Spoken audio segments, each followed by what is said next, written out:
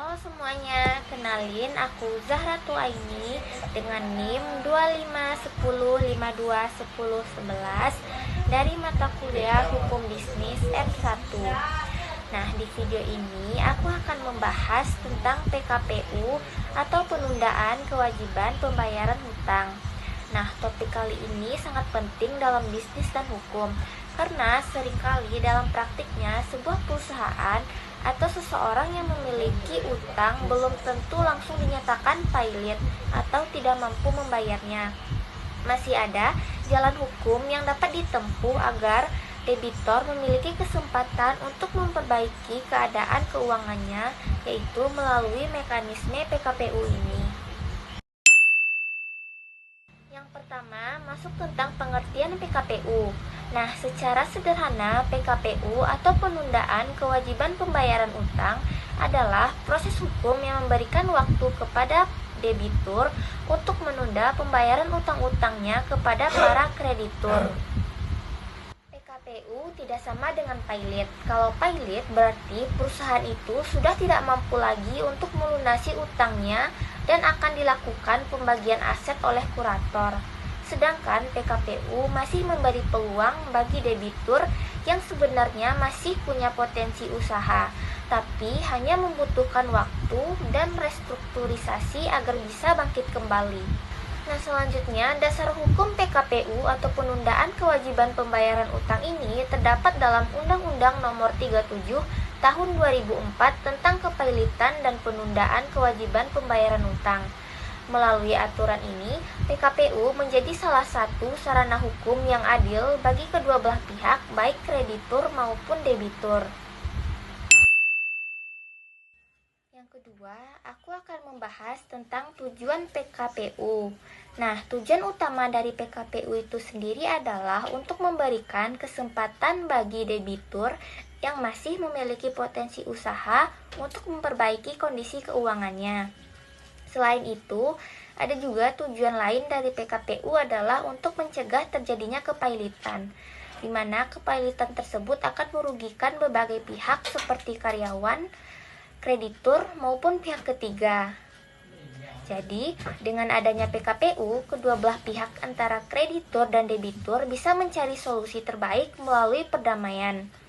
Kreditur tetap berpeluang menerima pembayaran sebagian atau seluruh utang, sedangkan debitur bisa tetap menjalankan usahanya tanpa tekanan penagihan sementara waktu. Nah, sekarang aku masuk ke bagian penting, yaitu syarat-syarat untuk mengajukan PKPU. Syarat PKPU ini dibagi menjadi dua, yaitu ada syarat formil dan syarat material. Kita bahas syarat formil terlebih dahulu. Yang pertama, permohonan PKPU harus diajukan ke pengadilan niaga sesuai dengan domisili hukum debitur. Yang kedua, PKPU bisa diajukan oleh debitur sendiri atau oleh satu atau lebih kreditur yang memiliki tagihan terhadap debitur. Nah, yang ketiga, permohonan harus diajukan secara tertulis dan disertai data pendukung seperti daftar utang, daftar kreditur, dan rencana perdamaian awal jika sudah ada. Selanjutnya ada syarat material, yaitu yang pertama, debitur memiliki dua atau lebih kreditur. Artinya, debitur ini berutang pada lebih dari satu pihak. Yang kedua, debitur memiliki utang yang telah jatuh tempo dan dapat ditagih. Jadi, itu tuh bukan utang yang baru saja akan jatuh tempo di masa depan.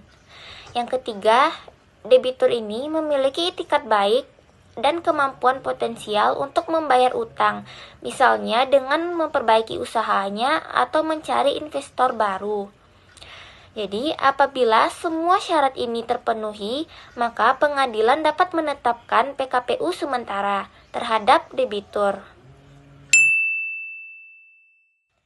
Selanjutnya, aku akan membahas tentang jenis-jenis PKPU. Dalam praktiknya, PKPU juga terbagi dalam dua jenis, yaitu ada PKPU sementara dan PKPU tetap. PKPU sementara diberikan oleh pengadilan untuk jangka waktu paling lama 45 hari. Selama masa ini, debitur diberi kesempatan untuk menyiapkan dan mengajukan rencana perdamaiannya kepada para kreditor. Apabila rencana tersebut belum bisa diselesaikan, debitur dapat mengajukan PKPU tetap, yang dimana masa berlakunya dapat diperpanjang hingga minimal 270 hari. Selama masa PKPU tetap, debitur tidak dapat dipaksa membayar utang, dan kreditur juga tidak boleh menagih secara langsung. Nah, sekarang aku akan membahas akibat hukum PKPU. Apa akibat hukumnya ketika PKPU diberlakukan? Ada beberapa poin pentingnya. Yang pertama, selama PKPU, seluruh tindakan penagihan dan sita oleh kreditur dihentikan sementara. Yang kedua, debitur masih bisa menjalankan usahanya secara normal seperti biasanya, tetapi berada di bawah pengawasan hakim pengawas dan pengurus PKPU. Yang ketiga, jika perencanaan perdamaian disetujui mayoritas kreditur dan disahkan oleh pengadilan, maka PKPU berakhir dengan perdamaian yang mengikat kedua pihak. Yang keempat, sebaliknya, jika rencana perdamaian ditolak atau gagal dilaksanakan, maka pengadilan dapat menyatakan debitur pailit.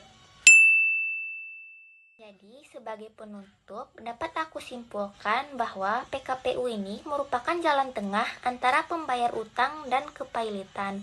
Mekanisme ini memberikan waktu dan kesempatan kedua bagi debitur untuk memperbaiki keuangannya, sekaligus memberikan perlindungan bagi kreditur agar tetap bisa mendapatkan haknya secara adil. Jadi, PKPU bukanlah bentuk pelarian dari tanggung jawab, melainkan sarana hukum yang membantu mencari solusi terbaik agar bisnis tetap berjalan dan hubungan antara debitur dan kreditur tetap harmonis. Jadi, sekian materi yang dapat aku sampaikan. Bila ada kesalahan maupun kekurangan, aku minta maaf.